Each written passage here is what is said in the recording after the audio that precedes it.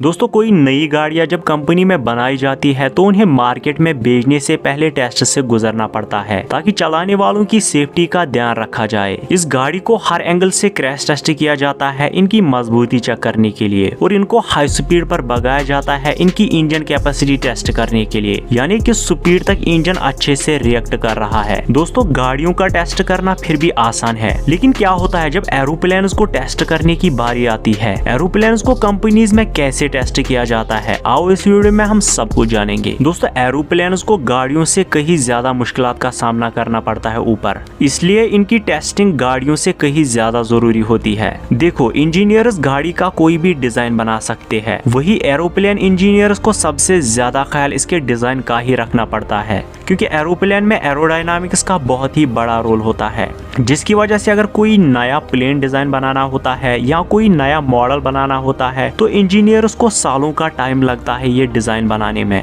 और लास्ट में सबसे सूटेबल डिजाइन को ही सिलेक्ट किया जाता है जिसमें कोई नया मटेरियल लगाया जाता है जो पहले प्लेन से ज्यादा कन्वीनियंट हो और सबसे ज्यादा सेफ हो। दोस्तों इंजीनियर्स रियल प्लेन बनाने से पहले असल में कंप्यूटर में एक सिमुलेटरी प्लेन बनाते हैं जिसमें पूरी फिजिक्स का ध्यान रखा जाता है और उसको कंप्यूटर में ही टेस्ट किया जाता है। जब इंजीनियर सेटिस्फाई होते हैं उसके बाद इस प्लेन का एक छोटा एरोप्लेन मॉडल बनाया जाता है जिसको विंड टनल में टेस्ट किया जाता है। विंड टनल बेसिकली क्या होती है, इसमें सारी वो कंडीशंस होती है जिनसे ऊपर आसमान में प्लेन को गुजरना पड़ सकता है। ये सब टेस्ट्स होते हैं इस छोटे मॉडल के साथ, लेकिन दोस्तों कुछ टेस्ट्स ऐसे होते हैं जो सिर्फ रियल में प्लेन उड़ाने के बाद ही पता चल सकती है, जैसे कि स्केलिंग टेस्ट, जिसका मतलब हवा में एरोप्लेन की हैंडलिंग कितने अच्छे से काम कर रही है, या ग्राउंड इफेक्ट, जिसका मतलब लैंडिंग के बाद एरोप्लेन ग्राउंड से कैसे रिएक्ट करता है। कभी कभी क्या होता है एरोप्लेन का वजन इसके टायर पर अच्छे से बैलेंस नहीं होता, किसी टायर पर ज्यादा होता है किसी पर कम, जिसकी वजह से लैंडिंग के वक्त उस टायर में आग लग जाती है जिस पर ज्यादा प्रेशर होता है। लेकिन आग कभी कभी एरोप्लेन ब्रेक्स की वजह से भी लगती है,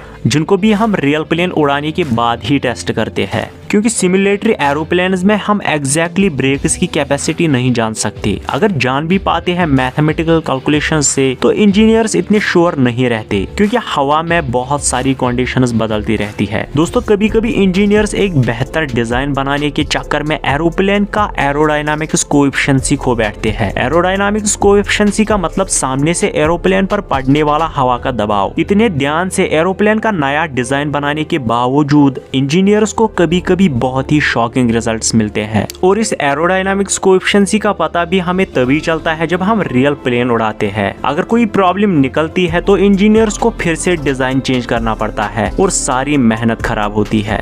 दोस्तों एरोप्लेन्स का मेन पार्ट होता है इसका इंजन, जिसकी टेस्टिंग सबसे ज्यादा जरूरी होती है। तो इसकी टेस्टिंग के लिए इंजन को 5 से 6 टेस्ट से गुजरना पड़ता है, तभी इसके इंजन को अप्रूवल मिलता है।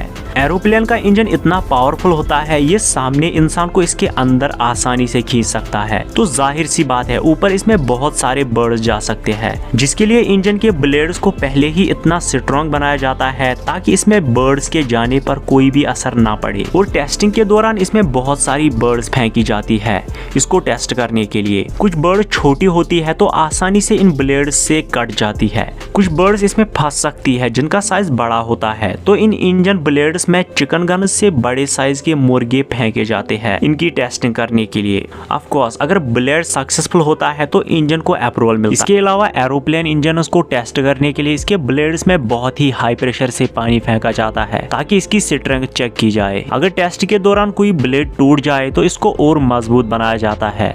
असल में ये टेस्ट इसलिए किया जाता है क्योंकि एरोप्लेन कभी इमरजेंसी आने पर रिवर में लैंड करता है, जिससे पैसेंजर्स के बचने के चांसेस ज्यादा होते हैं। ये 2 साल पहले यूएस में एक केस देखा गया था जहां एरोप्लेन को रिवर में लैंड करवाया गया था और सारे पैसेंजर्स बच गए थे, जैसे आप इस फोटो पर देख सकते हो, और उन सब को फिर बाद में रेस्क्यू किया गया था और सारे बच गए थे। दोस्तों कुछ कंट्रीज में टेम्परेचर बहुत ही डाउन भी जाता है, तकरीबन -28 डिग्रीज तक, तो एरोप्लेन इंजन को इस टेम्परेचर के लिए भी तैयार रखा जाता है, जिसके लिए ब्लेड्स पर हाई प्रेशर से आइस क्यूब्स फेंके जाते हैं इसकी टेस्टिंग के लिए, और मैक्सिमम हाई टेम्परेचर और मिनिमम टेम्परेचर पे भी चलाया जाता है। जब इंजन इन सारे टेस्ट से पास होता है तो इसके बाद ही इनको अप्रूवल मिलता है और एरोप्लेन फाइनली लिए रेडी होता है। दोस्तों हम आपके लिए लेके आते हैं ऐसे इंटरेस्टिंग वीडियोस। मिलते हैं किसी नए वीडियो में। Tata bye bye.